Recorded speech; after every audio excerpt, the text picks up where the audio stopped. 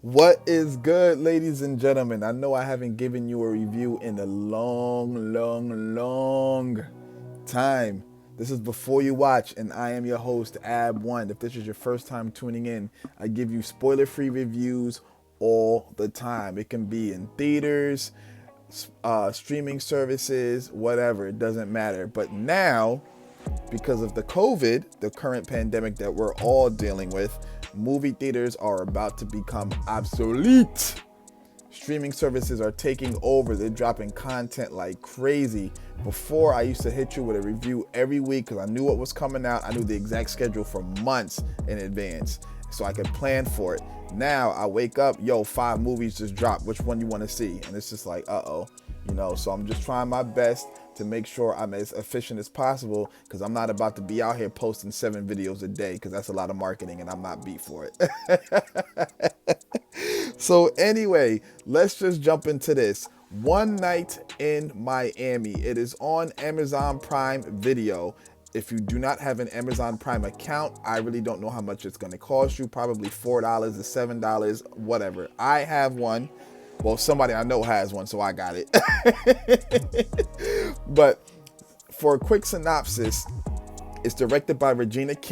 Shout out to her. It's about Malcolm X, Muhammad Ali, who is Cassius Clay in the film, before he turned to the Nation of Islam, Sam Cooke, the singer, and Jim Brown, the football player turned thespian, which is pretty much a fancy word for an actor.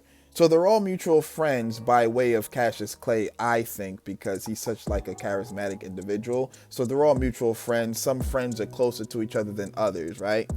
They're celebrating Cassius Clay's win over Sonny Liston, and Jim Brown and Sam Cooke trying to turn up. But, Malcolm X is not about that life. He doesn't drink, and, he doesn't really party, anything like that. And they meet back at this hotel room, and, that's where the drama, that's pretty much where the drama starts. The one thing I did like about it, every character is facing some type of like inner turmoil or inner battle with themselves about something.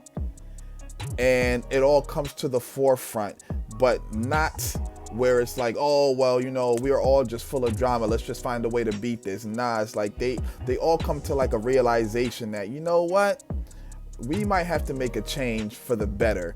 Now, a lot of people do come out and they say, I'm sick and tired of Hollywood always making these slave movies, blah, blah, blah, or like white savior movies. And I get it. I completely get it. But let's just be real. If you look at the history books, they don't even talk about black history like that. They talk about slavery. They sprinkle in a little bit of Rosa Parks and maybe, Martin Luther King Jr. They don't really like to talk about Malcolm X and things like that. So they'll sprinkle a couple things here and there, and that's pretty much about it. So, I feel like a lot of these movies, we just pretty much, we have to educate the new generation coming up. But I'm not going to get too political. The one thing I did like about this movie is obviously it's not a slave movie, and it's not a we must overcome the white obstacle type of movie either. But the movie does touch on a lot of topics, like, the regular ones, betrayal, deceit, whatever. But it also touches on like fetishization, colorism, black silence. And the biggest one is awakening, or, becoming woke, I guess, if that's even really a term. So there's 2 particular characters in the room. Arguing to some degree about why this one particular character needs to use his platform for the greater good, because he's becoming complacent. And that's another topic that it speaks on too. White acceptance. That's another topic that they touch on a lot. You can see both sides of the coin, but you can see who pretty much won the battle or won the argument at the end of the movie. The acting in this film is really what makes this movie. The gentleman that plays Muhammad Ali looks just like him, sounds just like him, moves just like him. Like, he's the greatest. Pun intended. He's the greatest. The gentleman that plays Malcolm X, at first I was like, I'm not really feeling him, but how I feel about Muhammad Ali and the aesthetic of the actor is how I feel about the gentleman that played Malcolm X. He stole the movie. He stole the movie. Whenever he's on the screen, I'm like, yo, this guy's the man. And honestly, I think that had to be done for the movie to really hit you, because I mean, Malcolm X is a very strong personality. You know, he's larger than life. You know what I mean? He's an icon.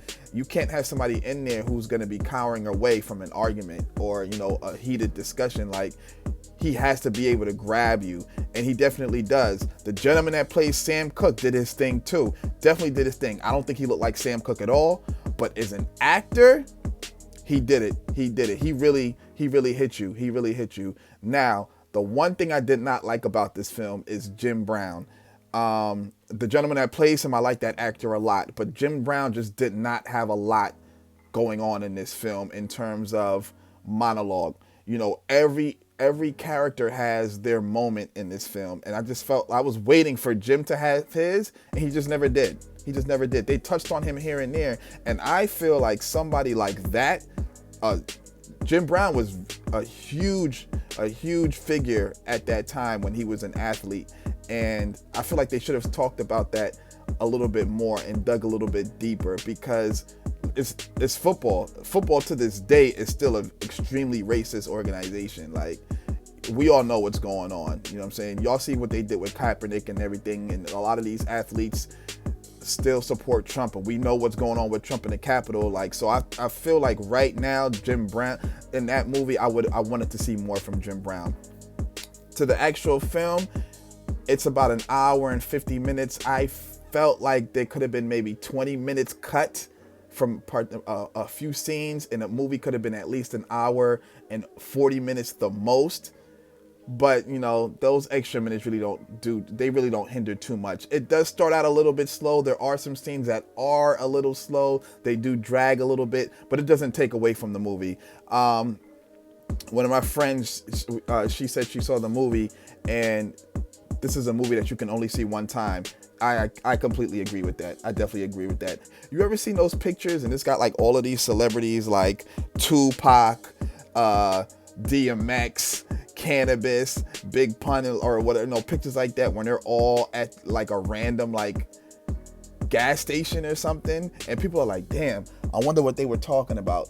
This is one of those. This movie is like pretty much the live action version of those photos. It's nice to see how they wrapped the whole movie up. We all knew what was going to happen, but it was dope to see the execution, because it was definitely on point. The music was on point. The wardrobe was on point. The cinematography was gorgeous. The movie just looks great. It looks great. A lot of these time-centered movies, you're like, I didn't like the hair design. It just looks kind of corny. Nah, this movie, Regina King did her thing, yo. Everybody involved in this film did their thing.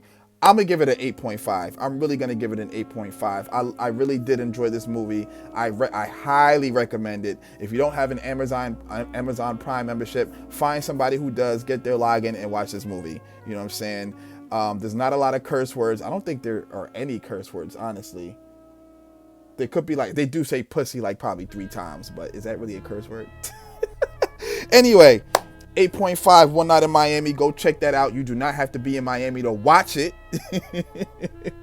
I definitely will be watching American Skin. That's my next review. You know what I'm saying? And then I'm going to be watching Judas and the Black Messiah. Ooh, these black movies, I love them. I love them. I love them. I'm going to be hitting you all over the head with these reviews. Anyway, I'm ramping up all of my own content. Make sure you tell a friend to tell a friend. Make sure you subscribe. Hit that like button. Stay tuned for all new videos, man. I'm out here. Peace.